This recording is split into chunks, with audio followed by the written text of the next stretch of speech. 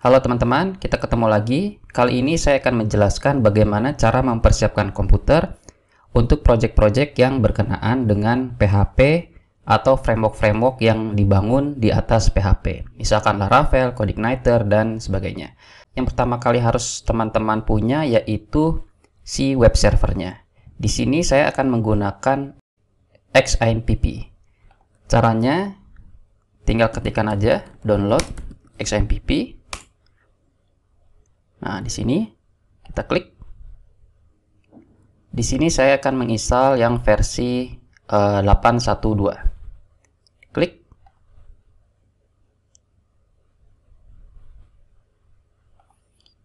Ditunggu. Nah, di save. Baik. Sembari menunggu, hal lain yang kita persiapkan yaitu Composer. Download Composer. Nah, di sini diklik, lalu kita download yang ini, kita save. Composer ini adalah package installer untuk si PHP. Jadi tidak semua bagian dari coding kita nanti itu kita bangun dari awal, tapi kita bisa memanggil dari coding-coding atau package-package yang sudah ada. Nah, cara memanggilnya kita bisa menggunakan si Composer ini. Yang berikutnya, yang wajib adalah kode editornya. Di sini kode editor bisa macam-macam. Bisa teman-teman pakai Notepad++, bisa pakai Visual Studio Code, bisa pakai Sublime, atau lainnya. Di sini saya misalkan menggunakan Visual Studio Code. Ini klik aja. Untuk teman-teman yang sistem operasinya Windows, tinggal pilih yang Windows. Klik.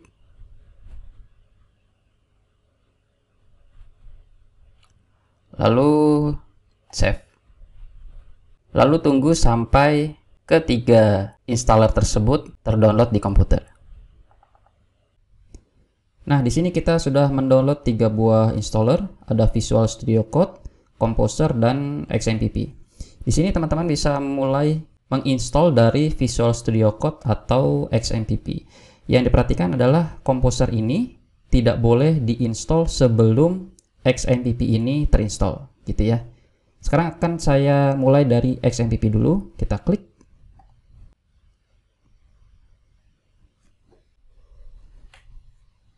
Kalau muncul seperti ini, klik yang install anyway. Nah, biasanya akan muncul warning. Ini oke aja. Kemudian next. Next lagi.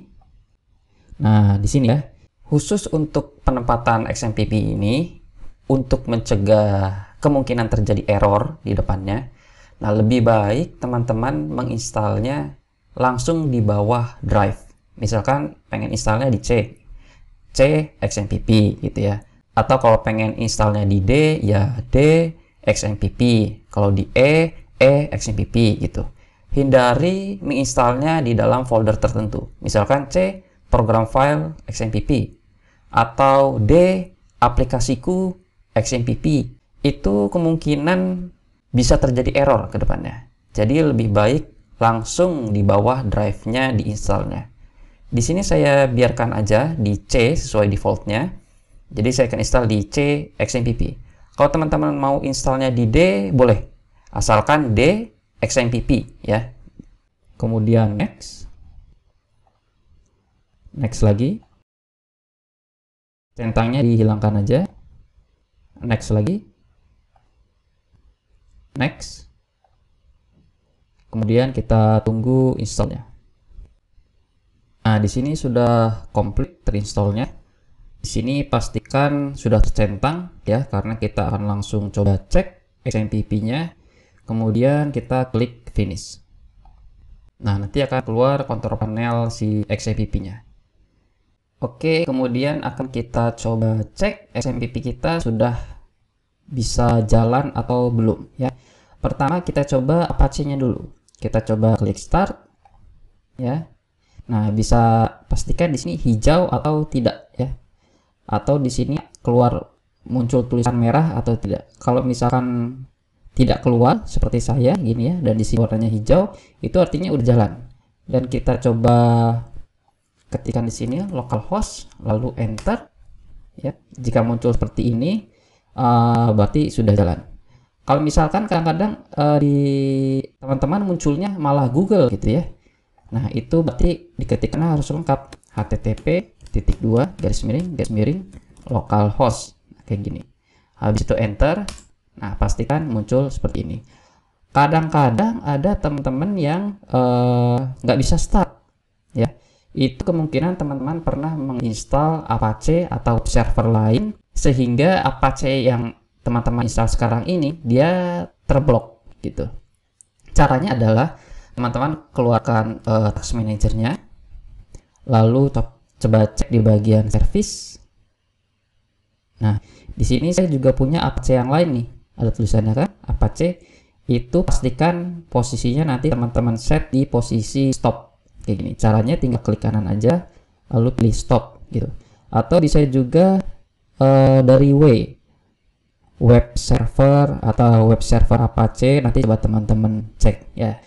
Kalau misalkan teman-teman nggak ketemu ya, dan ini akhirnya tidak bisa jalan juga, cara lainnya adalah coba teman-teman ganti portnya. Caranya klik config, klik yang ini, lalu cari tulisan listen 80. Di sini teman-teman ganti nih, misalkan ganti 333 atau berapapun gitu ya, terserah teman-teman. Lalu diklik save, keluarin, lalu stop, lalu start lagi. Nanti cara ngebukanya bukan localhost, tapi http localhost /2, nah angka yang tadi, enter. Nah, akan muncul seperti ini. Kalau misalkan teman-teman ketika start lah tadi ternyata masih error juga pakai port 333, berarti ada aplikasi yang menggunakan port 333. Silakan teman-teman coba angka yang lain gitu ya. Sekarang akan saya kembalikan ke port 80. Nah, ini diganti 80, kemudian save, stop, start. Kita cek lagi localhost. Oke ya. Kemudian selanjutnya yang perlu dicek adalah database MySQL. Kita klik start.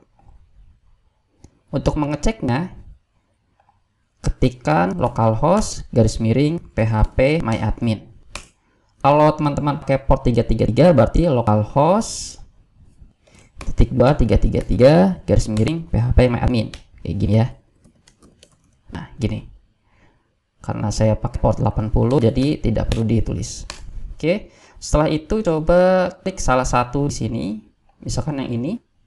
Nah, kalau muncul nama tabelnya di sini, itu berarti sudah berhasil berjalan gitu. Oke, ini sudah. Nah, selanjutnya kita install komposernya. Komposer. Jika muncul seperti ini, klik yang install anyway. Kemudian pilih aja yang atas, install for all user. Lalu klik next. Nah, kalau teman-teman pernah menginstal web server lebih dari satu, biasanya di sini pilihannya lebih dari satu ya. Yang teman-teman lakukan cukup pastikan si combo box ini masuknya ke folder teman-teman menginstal XMPP yang tadi. Saya kan tadi installnya di C ya, berarti saya pastikan di sini yang C. Kemudian klik next, next lagi, install, next, lalu finish. Lalu untuk mengecek si komposer tadi sudah benar terinstall atau belum, klik di start sini. Lalu ketikkan cmd, nanti keluar command prompt, diklik ya.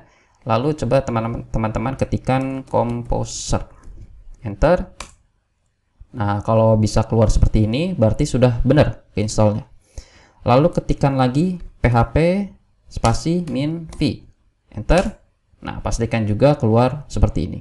Kalau misalkan tidak bisa keluar seperti yang ini, coba teman-teman logout atau restart komputernya. Setelah itu, coba lagi. Kemudian yang selanjutnya yang harus diinstal adalah Visual Studio Code. Nah, diklik. Klik I accept. Next. Kemudian pilih tempat installnya di mana. Lalu klik next. Next. Next. Install. Lalu finish. Lalu untuk mengecek apakah Visual Studio Code-nya tadi berhasil terinstall, tinggal masuk aja ke start menu, kita ketikkan VSC. Nah, keluar Visual Studio Code. Kalau berhasil terbuka, berarti sudah berhasil kita install. Kemudian ada beberapa konfigurasi yang mungkin nanti diperlukan. Ini sifatnya adalah opsional, yaitu penempatan lokasi proyek. Lokasi proyek PHP nanti akan ditempatkan di folder htdoc ini ya. Misalkan kita ketikkan di sini folder percobaan ya.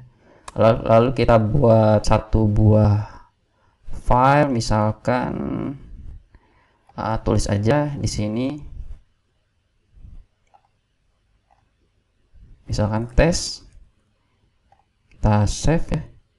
Lalu kita ketikkan di sini namanya index.html. Ingat nama foldernya percobaan. Lalu kita coba buka localhost percobaan. Enter. Nah, nanti akan keluar tes gitu.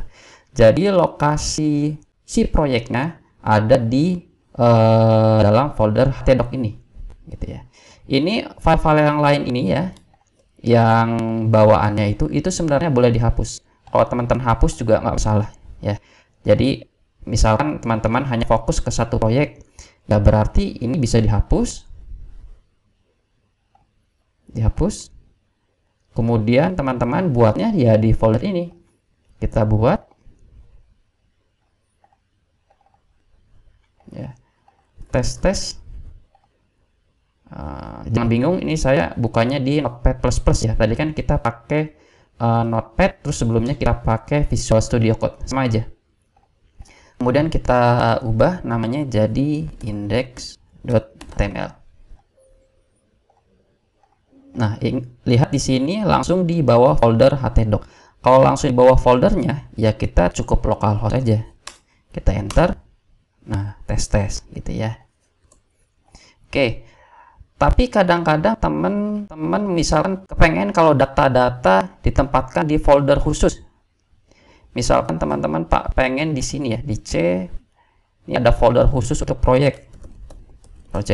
Gitu. Pengen tidak masuk ke dalam yang di sini nih, yang di htdoc, karena htdoc kan susah ya masuk ke dalam, XMPP dulu, habis itu htdoc gitu. Teman-teman pengennya di luar nih, di folder project gitu. Gimana caranya? Teman-teman bisa copy ya, C.2 project ini di copy, lalu masuk ke XMPP yang ini, klik config, klik yang ini, kemudian scroll ke bawah sampai ketemu tulisan C XMPP htdoc. Nah, ini teman-teman ganti nih dua-duanya. Jangan lupa garis miringnya diubah jadi kayak gini. Nah, dibalik ya. Copy, masuk lagi ke sini, paste. Oke, jangan lupa garis miringnya seperti ini. Kemudian di save. Kemudian kita stop. Lalu kita jalankan lagi. Nah, misalkan di sini kita buat file baru namanya, maksudnya isinya halo, saya kampus biner. Kemudian kita save, kita ubah namanya index.html. Kita coba buka, enter. Nah, halo, saya Kampus Biner. Jadi seperti itu ya. Tapi itu opsional. Kalau teman-teman nggak mau atau nggak suka, pengennya default seperti bawaan asalnya, ya nggak apa-apa. Baik, demikian penjelasan di video ini. Semoga bermanfaat. Jika ada pertanyaan, silahkan tuliskan di komentar di bawah. Kita ketemu lagi di video lainnya.